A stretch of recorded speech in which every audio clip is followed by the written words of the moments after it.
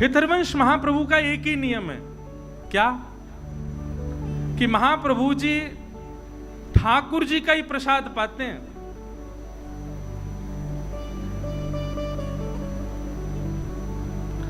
हमारे बाम भाग में जो अति सुंदर केश है? अच्छा हाँ ऊपर है, ये लगे, ये तो हितध्रुव दास जी हाँ? ऊपर श्री हितरवंश महाप्रभु।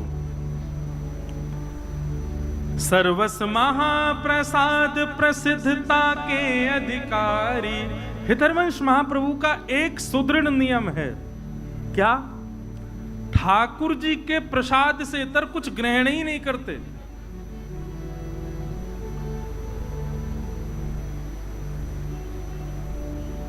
एक बार की चर्चा है, वैसे तो जब चर्चा प्रारंभ होती तभी सुनाना था, पर अभी मन में भाव आ रहा है कि जब महाप्रभु जी छोटे थे, हितरवंश महाप्रभु, तो उनका नियम था कि वो उनके पिताजी श्री व्यास मिश्र जी, उनके अर्चा के ठाकुर जी थे श्री राधा मोहन जी। हरिवंश महाप्रभु ने 3 ठाकुरों की सेवा की है, श्री राधा मोहन जी, नवरंगी लाल जी और श्री राधा वल्लभ लाल जी। तो इनके पिताजी के ठाकुर जी थे श्री राधा मोहन लाल जी। हरिवंश महाप्रभु छोटे से थे तो अपने पिताजी की सेवा देखते रहते थे, और जैसे ही ठाकुर जी की अर्चना होती सबसे पहले हाथ बढ़ाते, बोले कि प्यास लगती तो चरणामृत ही पीते, पानी नहीं पीते थे, जल नहीं, चरणामृत पीते थे। भूख लगती तो मैया से कहते जल्दी भोग लगाओ, मुख भूख लगी है। मैया कहती तू खा ले कुछ, बोले नहीं पहले भोग लगाओ। किशोरी जी ठाकुर जी भोग पालेंगे तभी पाऊंगा, नहीं तो भूखो रहूंगा। एक ऐसी लीला चर्चा सुनाई जाती बड़ी मधुर कि एक बार छोटे से हैं हरिवंश जी, रात्रि में बहुत जोर की भूख लगी और महाराज उठ करके बैठ गए, रोने लगे जोर जोर से। रोते रोते मैया से कहे, बोले मैया मुझको भूख लगी, कछु पवाओ। पिताजी मुझको भूख लगी, कुछ खिलाओ। जैसे आजकल के बालों को कुछ भी दे दें तो ऐसे ही कुछ ले आए, बोले लो खा लो। बोले नहीं पहले भोग लगाओ। माता जी पिताजी बोले रात के 1:30 बज रहे हैं, 2 बज रहे हैं। अब उस समय घड़ी तो नहीं होगी, पर हाँ ये कही होगी अर्धरात्रि हो रही लाला, ठाकुर जी शयन कर रहे हैं, उनको उठा के भोग कैसे लगाए? बोले नहीं नहीं नहीं मुझे तो भूख लगी है। अब बोले इसको भूख लगी है और ठाकुर जी को उठा नहीं सकते हो, खाएगा भोग ही। दूध ला करके रख दिया, बोले ले इसको पी ले। महाप्रभु बोले नहीं पहले ठाकुर जी का भोग लगाओ। ठाकुर जी का यदि भोग नहीं लगा होगा तो ग्रहण नहीं करेंगे। रोते रोते रोते रोते खूब समय बीत गयो। पिताजी माताजी भी परेशान, बोले सोने नहीं दे रहा, क्या करें, खा कुछ रहा नहीं है, पी कुछ रहा नहीं है, भोग लगा के पाएगो। आहा, महाराज श्री हरिवंश जी की रुदन सुनकर के सेज पर पौड़े भय ठाकुर जी उठ गए और उठ करके श्री जी को उठा रहे, बोले श्री जी उठो। सेवा के राधा मोहन जी। श्री जी बोली क्या हुआ, अभी तो उठवे को समय ना है भयो, अभी तो भोर ना भई, अभी तो मंगला को समय ना भयो, आप काय को उठाए रहे हो? बोले रुदन ना सुन रही, हरिवंश बालक रो रहे हो बहुत जोर से। श्री जी बोली काय को रो रहे हैं हरिवंश जी? बोले भूख लगी है। अब आपको तो नियम है, वो तो हमारो ही शीत प्रसादी पावे, हमारो ही चरणामृत ग्रहण करे, हमारो ही चरणोदक प्राप्त करे, वहां के अलावा तो कुछ लेवे ना। रात्रि में बालक छोटो भूख लगी आई है। ठाकुर जी किशोरी जी बोली अब क्या करें, अभी तो मंगला में समय है, लेकिन समय तक यदि प्रतीक्षा करी तो बेचारो प्यासो बालक कितनो रोवेगो। सो ठाकुर जी सेज से उतरे और अपनी झारी, जल पीवे वाली झारी, वही से ही किशोरी जी को कही कि पाम लटका लो नीचे। किशोरी जी पाम लटका के बैठ गई ठाकुर जी, और ठाकुर जी अपनी झारी जीते ही अपने चरणन को धो रहे हैं, स्वयं ही अपनो चरणामृत प्रदान कर रहे हैं, स्वयं ही अपनो चरणामृत निकाल रहे हैं। पास में बंटा भोग रखो। ठाकुर जी गए, बंटा भोग उठा के लाए, खोल करके किशोरी जी के मुख में पवाए और स्वयं पायो, वहां को भोग निकाल करके सामने धर दियो। आज ठाकुर जी और किशोरी जी ने अपने आप ही श्रृंगार कर लिया, अपने आप ही एक दूसरे को सुंदर भाव सजा करके और सेज पे ही दोनों बैठ गए। 3 साढ़े 3 बजे जो समय हो तो सुबह मंगला करवे को श्री व्यास मिश्र जी तुरंत गए मंदिर में जाकर के कपाट खोले, और जैसे कपाट खोल करके देखी तो कहा पाए ठाकुर जी तो बैठे हुए हैं, अपने आप ही टेढ़ों से श्रृंगार कर लियो है, यहाँ तक कुंडल भी उतर रहे हैं, थोड़े थोड़े वस्त्र भी उधरे उधरे से दिख रहे हैं। और तभी कहा देखो नीचे पात्र में चरणामृत भी रखो है, चरणोदल भी कर दियो है, और पास में बंटा जी भी खुले हुए हैं, दोनों की दतुइयां लगी भैया, नेक नेक पाए लियो है। आहा, ये दृश्य देख करके व्यास मिश्र जी तो आनंदित हो गए, तुरंत गए और जाकर के चरणामृत और भोग ले जाकर के हरिवंश बालक को प्रदान किए, तुरंत पा लियो। पा करके बालक तो सो गयो, लेकिन माता पिता दोनों नेत्र सजल और ठाकुर जी को देख रहे हैं कि हम तो विचार कर रहे हैं ठाकुर जी को कैसे उठाएं, पर हरिवंश जी को रुदन सुनकर के ठाकुर जी स्वयं उठ गए, स्वयं अपनो चरणामृत निकाल लियो, स्वयं अपनो श्रृंगार कर लियो, स्वयं भोग लगा के और स्वयं तैयार है के शेष पर विराजमान है गए। वादना श्रृंगार नहीं भयो, वादना मंगला आरती ना भई। बोले क्यों? आज ठाकुर जी ने अपनी मंगला खुद ही कर ली है। क्यों? हरिवंश जी को भूख लगी। किस लिए?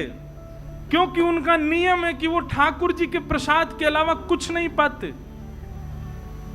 इसीलिए श्री भक्तमाल जी में कह रहे हैं, सर्वस महाप्रसाद प्रसिद्ध ताके अधिकारी। महाप्रसाद की महिमा, मैं तो ये बात कहता हूं कथा में, आप एक नियम लोग नियम कौन से धारण करते हैं जिससे उनको पुण्य प्राप्त हो? नियम ऐसे धारण करो जैसे ठाकुर जी प्राप्त हो।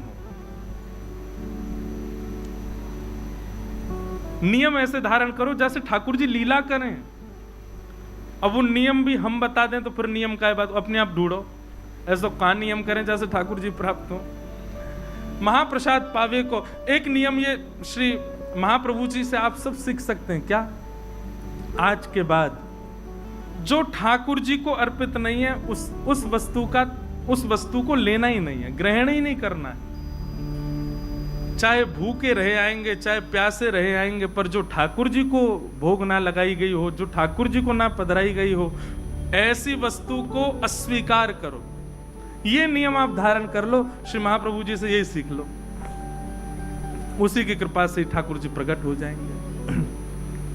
तो विधि निषेध नहीं दास अनन्य उत्कट व्रतधारी, व्यास सुवन पथ अनुसरे सोई भले पहचानिए, श्री हरिवंश गुसाई भजन की रीत सकृत को जानिए। ऐसे श्री हितरवंश महाप्रभु, उनको हम बारंबार प्रणाम करते हैं और उनके मंगल चरित्र को जितना यथामति रसिक जनों की कृपा, संत जनों की कृपा से श्री राधा सरस बिहारी जी के चरणों में अर्पित करते हैं। ध्यान पूर्वक सब लोग सुनिएगा।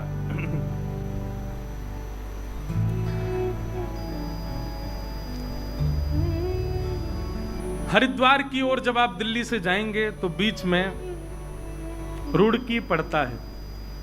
उससे पूर्व में ही अगर आप एक देहरादून का मार्ग अपनाएंगे तो उसी मार्ग में बीच में एक स्थान पड़ेगा जिसका नाम है देवबंद। क्या नाम है? देवबंद। अब इसका पूर्व नाम तो देवबन ही रहा होगा। बाद में कालांतर में लोगों ने, क्योंकि जहां ऐसे रसिक जन विराजमान रहे वहां देवबंद नहीं रह सकते, वो देवबन ही रहा होगा। तो देवबंद में व्यास मिश्र नाम के एक ब्राह्मण रहते थे और उनकी पत्नी का नाम श्रीमती तारा।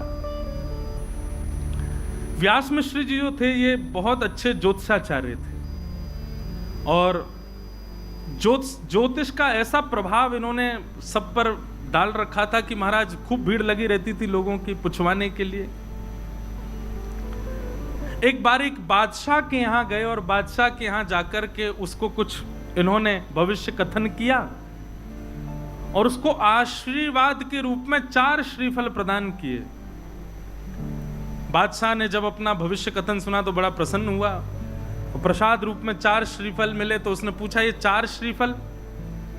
तो उन्होंने कहा ये धर्म अर्थ काम मोक्ष एक श्रीफल आपके धर्म में गति को बढ़ाएगा, दूसरा श्रीफल आपकी कामनाओं की पूर्ति करेगा, तीसरा श्रीफल आपके अर्थ को बढ़ाएगा और अंतिम श्रीफल आपको मोक्ष प्रदान करेगा। उनके प्रस्तुतिकरण से, उनके भाव से बादशाह इतना प्रसन्न हो गया, उसने श्री व्यास मिश्र जी से कहा, आप मेरे संगी रहा करो, मेरी योजनाएं बताते रहा करो, मेरे आगे के कुछ ना कुछ भावों को आप संग रह करके मुझे सुदृढ़ करते रहा करो।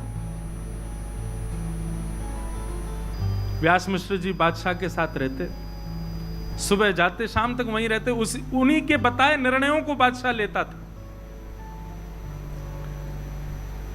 व्यास मिश्र जी के बड़े भाई श्री नृसिंह आश्रम जी महाराज, ये सन्यासी थे। एक बार आप वृंदावन जा रहे थे और बीच में ही देवबंद पड़ा, तो जैसे ही आप देवबंद से निकले तो अनेक भक्तजनों ने जाकर के स्वागत सत्कार किया, उनसे कहा कि महाराज आपके छोटे भाई भी यहाँ रहते हैं, एक रात्रि यहाँ विश्राम कर लीजिए। बहुत ध्यानपूर्वक सुनिएगा। नृसिंह आश्रम जी बहुत सबके याचना करने पर रुक गए।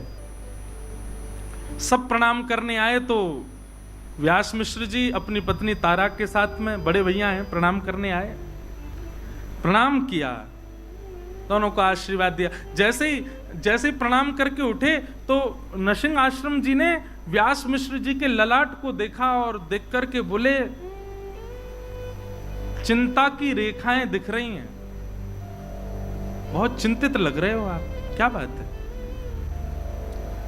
अत्यंत संकोच के साथ सकुचाए भाव से निवेदन किया, सब कुछ है भैया, सब कुछ है आपकी कृपा से, गुरुदेव की कृपा से, भगवत कृपा से सब कुछ है, पर हरिभक्त परायण एक संतान नहीं है।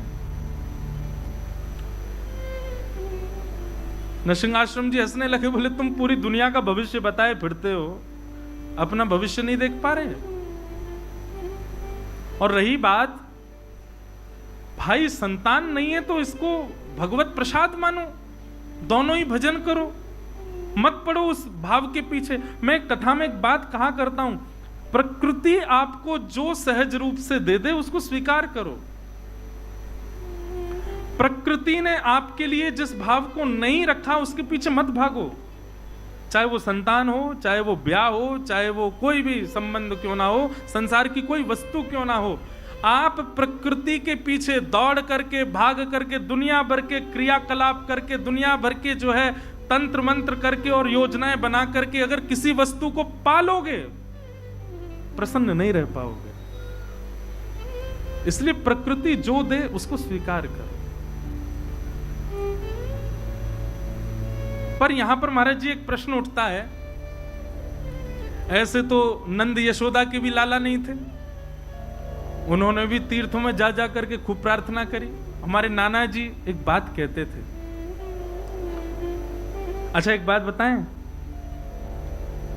ये कथा हमारे नाना जी करने वाले थे। लोकेश भैया बता रहे, बोले मैंने नाना जी से कहा था कि आप कथा सुनाओ, तो नाना जी बोले करेंगे करेंगे करेंगे। नाना जी तो भगवत धाम प्रस्थान कर गए, पर वो हमको इसीलिए तैयार करके गए कि हम भक्तमाल सुना दें यहाँ पे, उन्हीं की कृपा प्रसादी।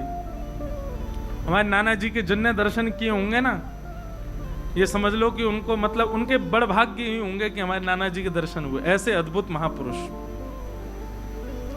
वो एक बात बताया करते तो बोले, लाला पुत्र की याचना तो करी है नंद यशोदा ने, पर पुत्र की याचना में पुत्र कैसा चाहिए, वो भावना क्या है? विष्णु आराधनार्थाय। हमको पुत्र इसलिए नहीं चाहिए कि लोग बाग पुत्र की याचना इसलिए करते हैं कि अंतिम समय में वही संस्कार करेगा, यदि पुत्र के हाथों संस्कार ना हो तो ऐसा कहते हैं पुम नामक नरक में जाना पड़ता है। लेकिन महाराज आजकल के पुत्र जैसे हो रहे हैं, ऐसे पुत्रों से संस्कार करके तो निश्चित जाना पड़ेगा।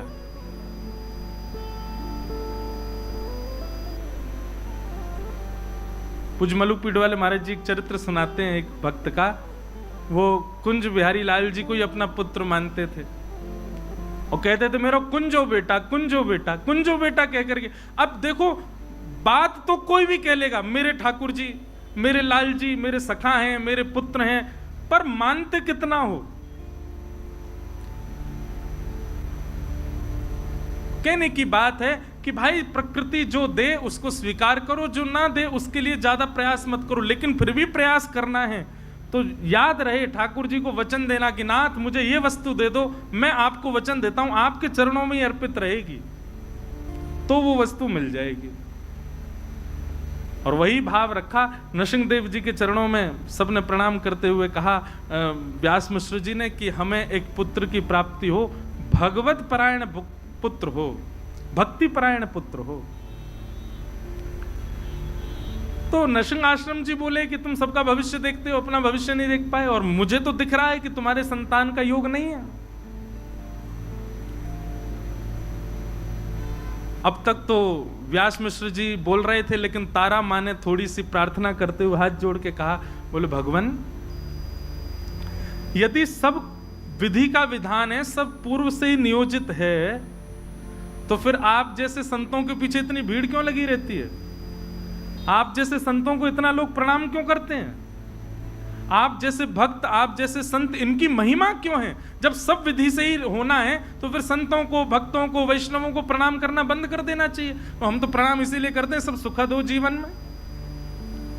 और जब सब विधि पर ही आश्रित है तो फिर भक्त, वैष्णव, संतों के चरण रज की क्या महिमा रह गई? तारा जी की ये बात नृसिंह आश्रम जी के चित्त को लगी। बहुत सावधानी, सब लोग इधर देखो, पीछे वाले भी, सब लोग भाव से कथा सुनो। तारा जी की ये बात नृसिंह आश्रम जी को चित्त में लगी कि भाई प्रश्न भगवान पर उठे तो कोई बात नहीं, पर भक्ति पर उठ गया है, भक्त पर उठ गया है। एकांत में बैठ करके नृसिंह आश्रम जी ने चिंतन किया, ठाकुर जी से प्रार्थना करी, भगवान आप पर प्रश्न नहीं उठाए, वैष्णवों पर प्रश्न उठाए, भक्तों पर प्रश्न उठाए, भक्ति पर प्रश्न उठाए, कुछ कृपा करो।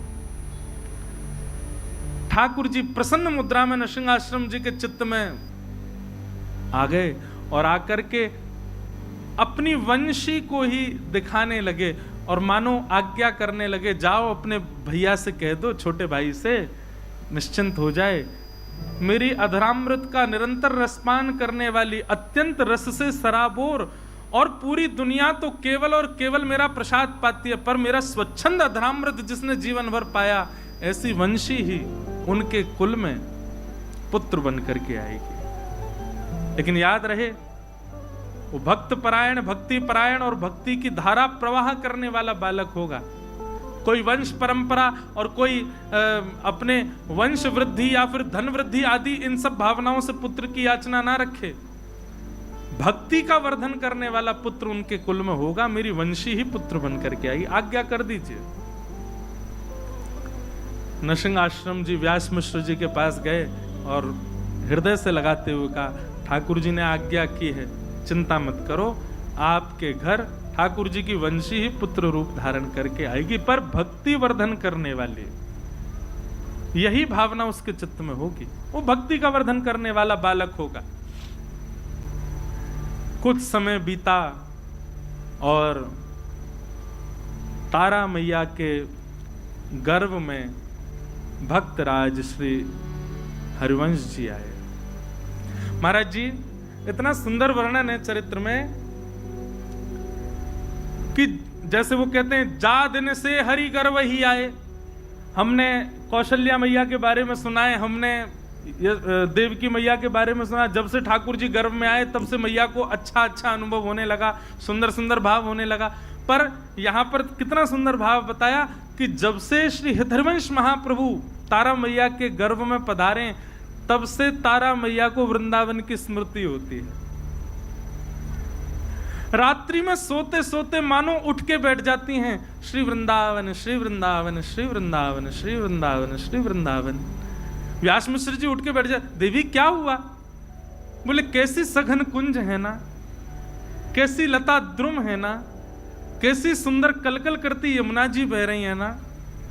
कैसा सुंदर गिरिराज पर्वत है, मानो ब्रज की स्मृति हो रही है।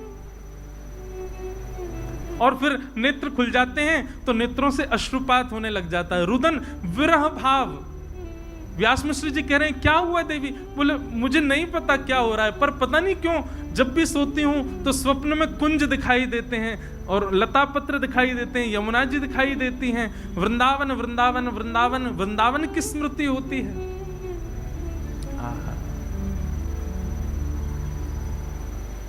ऐसो श्री वृंदावन। अब तो वो रोज व्यास मिश्र जी से कहती हैं कि आप एक बार हमको वृंदावन ले चलो। व्यास मिश्र जी बोले ठीक है, मैं राजा से बात करूंगा, अवकाश मिलेगा तो चलेंगे। राजा से जाकर के व्यास मिश्र जी ने कहा कि हमको वृंदावन जाना है, आप अवकाश दे दो।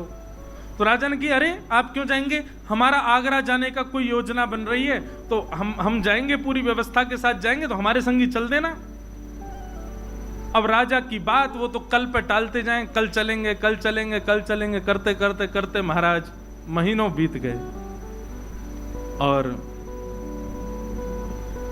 श्री राधा वल्लभ लाल की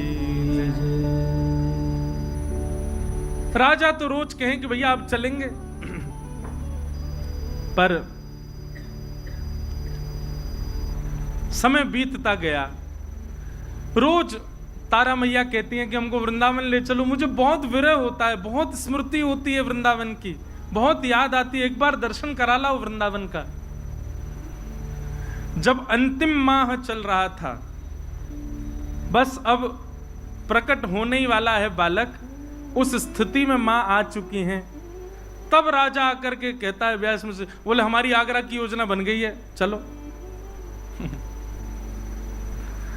वृंदावन भी अपनी योजनाएं बना करके सबको बुलाता है, अपने आप कोई नहीं जा सकते। पहले चली जाती अगर तारा मैया तो फिर महाप्रभु जी का जन्म ब्रज में कैसे होता। 9वां महीना प्रारंभ हुआ और तभी राजा बादशाह ने कहा कि हमारी आगरा जाने की योजना बनी, व्यास मिश्र जी आप तैयारी करो, चलेंगे वृंदावन, आपको छोड़ देंगे, आप दर्शन कर लेना।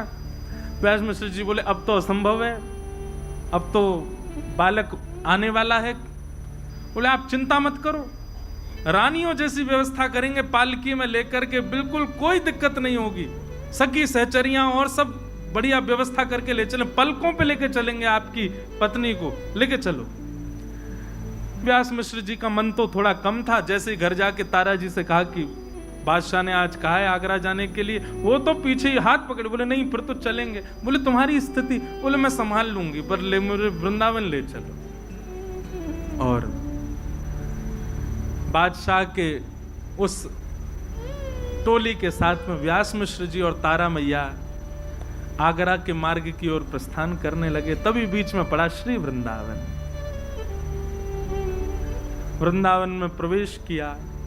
बंधुओं, ये उस समय का वृंदावन है जब वृंदावन में ठाकुर जी प्रकट रूप से कहीं विद्यमान नहीं थे। केवल और केवल यमुना जी, व्रज की कुंज लता, ब्रजरज, गोवर्धन नाथ जी, केवल यही हैं, और कोई ज्यादा मंदिर आदि कुछ थे नहीं वृंदावन में। भोर के समय गए, वृंदावन में प्रवेश करते रोंगटे खड़े होने लगे, नेत्र सजल होने लगे। ये स्थिति व्यास मिश्र जी ने कभी देखी नहीं तारा मैया की। यमुना जी में जाकर, यमुना जी के पुलिन पर जाकर के बैठी, मानो घंटों तक यमुना जी को निहार रही हैं। लता पत्रों को स्पर्श करती हैं तो मानो ऐसा लगता है इनसे कोई संबंध है। अब ये सब भावना मैया की नहीं है, गर्भ में बैठे बालक की है। वो ठाकुर जी के संग में रही वंशी, उसको एक एक भाव पता है, वो सब जानती है कहाँ यमुना जी, कैसी ब्रजरज, कौन से वृक्ष, कौन सी लता गुर्म, कौन सी कुंज में कौन सी लीला, वो सब स्मृतियां हो रही हैं। सायकालीन समय हो गया, वृंदावन को प्रणाम करके और पुनः आगरा के मार्ग की ओर जैसे प्रस्थान करने लगे। अब वृंदावन से ज्यों-ज्यों दूर जामे त्यों-त्यों तारा मैया का विरह बढ़े। व्यास मिश्र जी कहें आप ऐसे इतना रुदन मत करो, इससे प्रभाव पड़ेगा बालक पर। बोले नहीं, मुझे बहुत, मेरा मन हो रहा है मैं वहीं रहूं। बोले वहां कहां रहेंगे, वो पूरा वन है, वहां वंचर जीव रहते हैं, हिंसक जीव रहते हैं, कहां रहेंगे हम दोनों। पर उनका रुदन इतना विकल करने वाला था कि उस रुदन को व्यास जी सुन नहीं पा रहे थे। और तभी रुदन करते कि बस वृंदावन ब्रज की सीमा में ही थे, अभी बस निकलने ही वाले थे ब्रज की सीमा से, तभी प्रसव पीड़ा होने लगी। और ऐसी प्रसव पीड़ा हुई कि तुरंत बादशाह को जाकर के व्यास मिश्र जी ने कहा कि महाराज आप आगरा को प्रस्थान करो, हमारी गृहिणी को प्रसव पीड़ा हो रही है, इससे आगे ले जाना उचित नहीं होगा। यहाँ ये गांव जैसा दिखाई दे रहा है, यहाँ कुछ लोग दिख रहे हैं, हम यहीं रुक जाते हैं, क्या पता आगे बन आया और वहां कुछ दिक्कत हुई तो क्या करेंगे। बादशाह ने कहा ठीक है, आप कुछ सेवक भी ले लो और आप यहीं रुक जाओ। और वृंदावन के समीप बाद गांव, बाद ग्राम, वहां ताराजी और व्यास मिश्र जी कुछ सेवकों के साथ रुक गए। गांव के लोगों ने देखा महाराज ब्राह्मण देवता आए, सबने खूब सेवा करी, सब व्यवस्था करी। और वैशाख का महीना, शुक्ल एकादशी का दिन,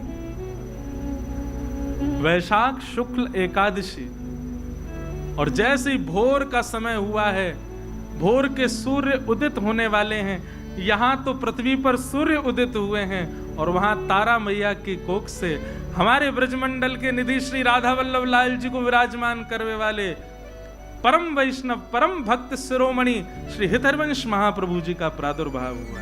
बधाई हो, बधाई हो, बधाई हो, बधाई हो, बधाई हो, बधाई।